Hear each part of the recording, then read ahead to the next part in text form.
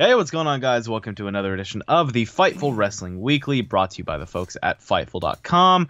I am Nick. Joining me, as always, is Tim. Tim, how are you doing? Pretty good. Yourself? I'm doing all right, man. It's been a long, long week. Oh, yeah. And it's Thursday, and I'm tired. But let's go ahead and talk about the Raw script notes that Sean Ross had a little bit of access to. And let's see what he wrote over on the website.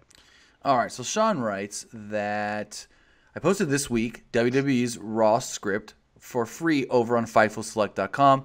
It's interesting to note that the script outright mentioned Authors of Pain, Samoa Joe, Ember Moon, No Way Jose, Jeff Hardy, and all of when they were supposed to be queued up, their music, when their segments were going to be. However, the Bobby Lashley segment was actually left blank, which is kind of interesting and ironic, because Bobby Lashley was the only name that actually leaked out prior to Raw because his graphic was seen on the computer at ringside. Mm-hmm. He goes on to say, oh, wait, were you going to say something? No, I was just going to bring up, do you remember when they had the weird pictures of hands? Oh, yeah. What did that ever happen with that? I don't know. Did that lead to something? If you know what it led to, please tell us. Yeah, because I don't remember that leading to anything. I don't remember either. It was probably just a gag they were pulling on people that were spying on them, like taking pictures, that kind of stuff. Maybe. It's probably just a gag. Let's Right. continue with what Sean Ross said. So Sean goes on to say that Fit Finlay and Sarah Stock handled the Nia Jax, Ember Moon versus Mickie James and Alexa Bliss match, as well as the Sasha Banks and Mandy Rose match later on in the evening. Former NWA World Champion Adam Pearce produced the No Way Jose segment that was like 30 seconds, while WWE Hall of Famer Devon Dudley was in charge of the Bullet Club versus the Revival. Four Horsemen member Dean Malenko produced Bobby Lashley's return with Elias. And I think you mean the Balor Club. It just says the club. He wrote the club. All right, it's Which the is Balor Club. Technically, not the it's Bullet. Gallows and Anderson. Yeah, okay, it's versus the the club. Revival. Sure. And IRS Mike Rotunda was in charge of. Oop, I just lost it. Was in charge of the segment with the Authors of Pain. Was he? Yep, he was the producer on the Authors of Pain segment. That's good. I'm glad Rotunda's still doing stuff. He also you know what I mean? goes on to say that Arn Anderson produced the Matt Hardy, Bray Wyatt versus Titus Worldwide segment. Oh, boy. boy. Jamie Noble, which this makes a lot of sense, was in charge of Sami Zayn versus Kevin Owens. And Jamie Noble is known backstage for helping put on great matches and produce really good stuff, as well as Tyson Kidd produced the main event 6-man tag team match. Nice. I'm really glad Tyson Kidd's still working back there, man. Yeah. It makes me really happy. But that's really good. I thought that episode of Raw, that Raw after Mania, wasn't as big as they normally are, but they still had important story returns, like with Hardy and Joe, which I loved. The call-ups were good with Ember and AOP, so I thought everything kind of worked out. Not with Jose? I mean, it's going to be seen. It has to be seen still, you know what I mean? Right, and he Authors does. of Pain and Ember did something. No Way Jose danced. He did close it out saying that Paige's in-ring retirement speech was actually not listed at all on the rundown sheet. So they really kept that a secret. And you know, hats off to her for taking that in stride, because that's not going to be an easy thing to. And then apparently what I was hearing as well this week was the whole deal to make her SmackDown general manager wasn't even decided on until late Tuesday. It was almost like a last-minute thing. Most people thought after Monday she was done with TV. Yeah, because I did see a lot of reports saying that she was going to be done. Right. But I am very glad that she is a SmackDown Live general manager. Now, we are going to send you over to an interview that Sean Ross Sapp did with Ivelisse of Lucha Underground. One of the coolest stories, I think, of Lucha Underground is one that I don't think necessarily can play out on TV, but it's you, Marty the Moth, Son of Havoc, people that were on that season of Tough Enough that are so successful, more successful than the people that won the show, not taking any shots at Andy or anything, but, I mean, you all, I remember seeing that, and I was like, oh, I remember them from Tough Enough. I remember them from Tough Enough. Is that something that's been discussed among you guys or anything? Just three really successful Tough Enough cast members making it on Lucha Underground. Actually, no. We never really touched on the Tough Enough thing, or at least we haven't in an extremely long time that I don't recall. But it was that they were actually I believe they were supposed to win anyway from the beginning.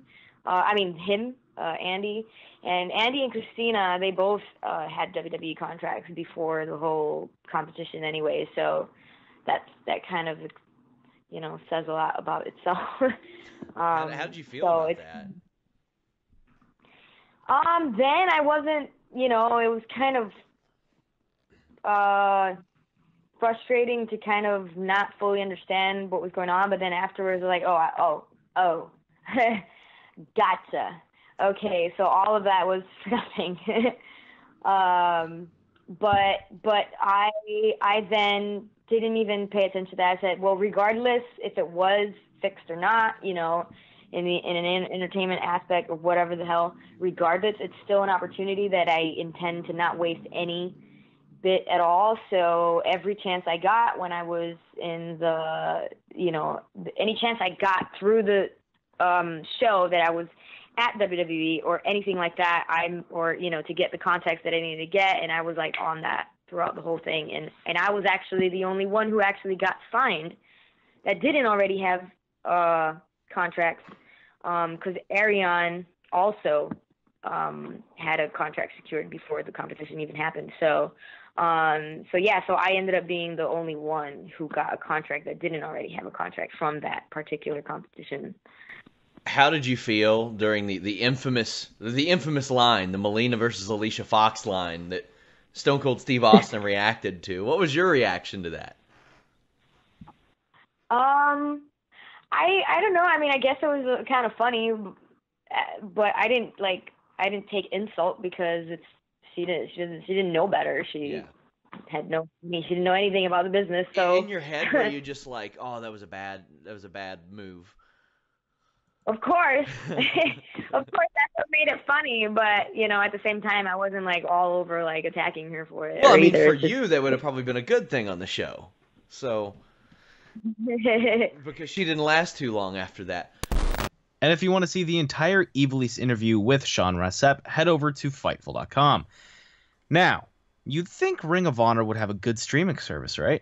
Well, you know. You would think, since they're owned by like a nationally broadcast network or whatever you want to talk about. Alien concept, I know. But let's see what Sean Ross Sapp had to write about Ring of Honor's Honor Club. All right, so Sean writes, while a great deal on the surface, Ring of Honor's Honor Club streaming service was a nightmare during WrestleMania weekend.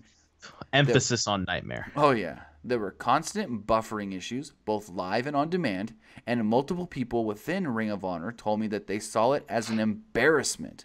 One went as far to say that they thought it made the company look a minor league on a weekend that was big for them. Ring of Honor is firmly entrenched as the number 2 promotion in America, and I was told by one wrestler that production-wise, the gap widened. You couldn't tell there were more than 300 people in the room when there was actually 6,000 people there. Jeez. I noticed that in the 2 matches we watched, that it really looked like a small building, and it looked like they really just darkened the crowd. Kind of reminded me of when they ran what's called Sam's Town when they do the shows in Vegas. Yeah, now I know what you mean. Yeah. It didn't look like there was a lot of people there. Like Sean was told, you know, production-wise, the crowd was very dark, so it looked like only a couple hundred people instead of a couple thousand people, which is... I don't know. And then especially, I know people that as late as Tuesday, Wednesday said they were still having issues with getting the on-demand working. So they couldn't even watch. That's rough, dude. Yeah. That's rough for Ring of Honor. So they're going to have to figure something out. I don't know if it was better on the Fight app, which I assume it might have been for Fight TV, because I know it was available there as well.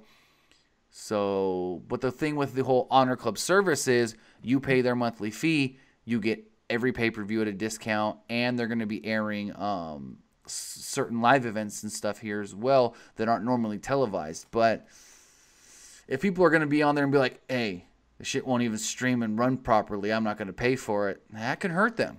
Exactly. I mean, just look at WWE Network. If anything goes wrong with the WWE Network, there's already people saying, unsubscribe my $9.99, I want it back. Right. I mean, I know there was issues during WrestleMania early in the show where kind of like we were listening to it and it go like the audio messed up a couple times, but it was nothing major. At least you were still watching, and it never Exactly. And it hasn't had the major buffering issues for a couple years now with the WWE Network. Right. I was not mid-yawn. Right. No, it's all good. So I mean, can we just say, hey, it's growing pains for their service, or is it, hey, they're a TV company, they're ran by TV people, they should know better? I'm the kind of guy that likes to see the bright side of things. So I'm just going to give them the benefit of the doubt. They probably just didn't. They were probably, nervous, didn't really know what to expect, and didn't really go as planned. That happens all the time. I'm sure it'll get better from here. I hope they fix the VOD stuff. Right. It's worked out from there. Because I know they did a show like a month ago. That was like the first live thing on there that was done for free. I watched it through Fight, so I don't know how that actually went. I heard that was fine. It could have just been that the amount of people that were trying to get on at one time was more than they expected, maybe. I could see something like that, where it overloaded the servers because there was more than they expected. But at the same time, that wouldn't really affect the VOD 2 days later, 3 days later. So we watched WrestleMania. Mm-hmm. There was a commercial that ran during NXT TakeOver and Mania that the minute it came up, I told you, oh, this better not be a recurring thing. And in some ways, I was glad it's a recurring thing. And if you don't know what I'm talking about, Sean Ross will fill you in over on the intro for the List in Your Boy, so let's take a look at it right now. SRS here, and I am so excited to tell you about my new documentary, Fighting with My Consciousness. This clip features me covering WrestleMania and UFC 223 week. Enjoy! Oh, okay. Exclusive setup, FightfulSelect.com stuff set up.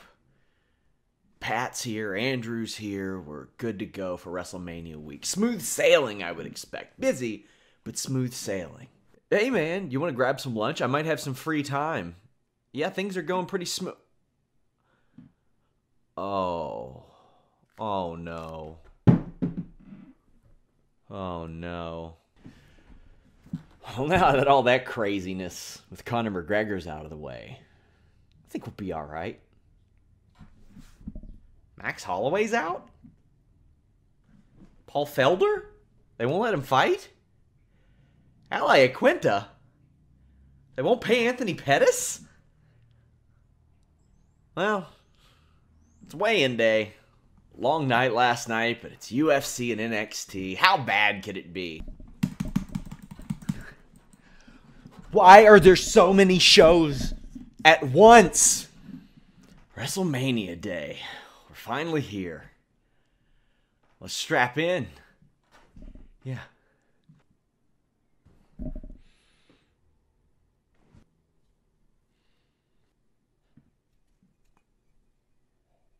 Oh.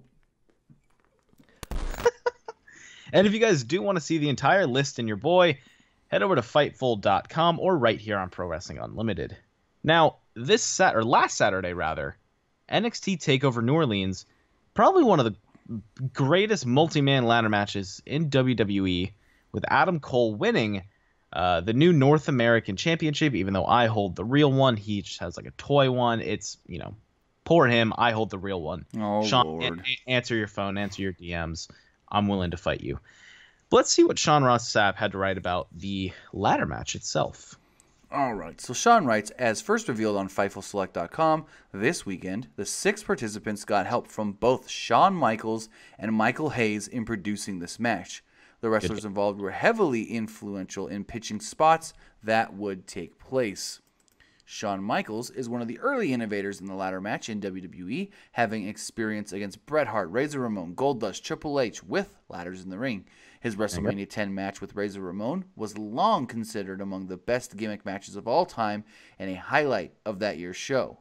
WWE Hall of Famer Michael Hayes has developed a reputation over his 2 decades of working behind the scenes in WWE as having a knack for coming up with clever high spots across some different kinds of matches. He goes on to say that we're told several of the guys in the match are banged up, but no serious injuries. came out of it. Lars Sullivan Thankfully. even wrestled the next day against Keith Lee, as did Adam Cole. Now, interesting here that he mentioned about the whole Michael Hayes being clever, coming up with spots. Edge talked about this recently on the Edge and Christian podcast, talking about when he did his Hell in a Cell match with The Undertaker. And he goes on to say that, Michael Hayes was the producer for that match. Michael Hayes was spitting out a bunch of just random, over-the-top, insane ladder spots. The Edge can, jump off the ladder. And there was one spot where you're supposed to, go from inside the ring to the outside of the ring on the ladder. And Edge was, concerned about it. And Edge said that, literally, Michael Hayes came up to him and said, if you want me to practice the spot first, if you want me to show you that it's a safe spot before we do this match on the pay-per-view, I'll go up there and I'll do it. And Edge was just like, I didn't want his old brittle bones jumping off a ladder. I would have been like, yeah, show me, old man. Show me I'm safe. I mean, like Sean said here, that he's got a knack for coming up with clever high spots and stuff. Even Edge said that, Michael Hayes was influential in that match. Yeah, and that was one hell of a match, a throw ride. And thinking off the top of my head, the spots in that match, you got the DVD, got the 25-foot elbow drop, you got Ricochet jumping on Lars' back, you got the spot where they each have their own ladder, two guys a ladder, and they're doing kind of a face-off. So you had so many memorable spots in that match that just came that quickly. And to think that was thanks to Michael P.S. Hayes, thank you, sir. And Shawn Michaels. Thank you, sir. Maybe, oh my God, I got it. What? All of the smart was trapped in the ponytail, so we cut the ponytail, and then it started flowing to the brain. That's how that works. That's science, kids. But I do like how he said that they actually, let the guys pitch their own spots, and they took place and they did them, not just all right, this is what we're gonna do. We'll listen to you guys, but we'll probably not do it, But no, exactly. They said that, like Sean literally wrote, the wrestlers involved were heavily influential in pitching spots that would take place. Yeah, so that's awesome, dude. That's awesome. It was one great match. All right, guys, so that's going to do it for this week's Fightful Wrestling Weekly. If you guys do want more MMA, boxing, mixed martial arts news, head over to Fightful.com, or you can follow them on Twitter, Fightful Online. And if you want even more pro wrestling news, you can follow us right here on YouTube, Pro Wrestling Unlimited. You can follow us on Twitter at PWUnlimited. Follow us on Facebook, Facebook.com/Pro Wrestling ULTD. And of course, you can always find us on Instagram as well. You can find myself on Twitch and Twitter at Timmy Buddy. Nick, where can they find you? You can find me on Twitter at PWU_Armstrong. Sean, I know you know my @. Let's get this set up, all right? Come on. Let's get this going. Oh, Lord. Thanks for tuning in, guys. We'll see you next week.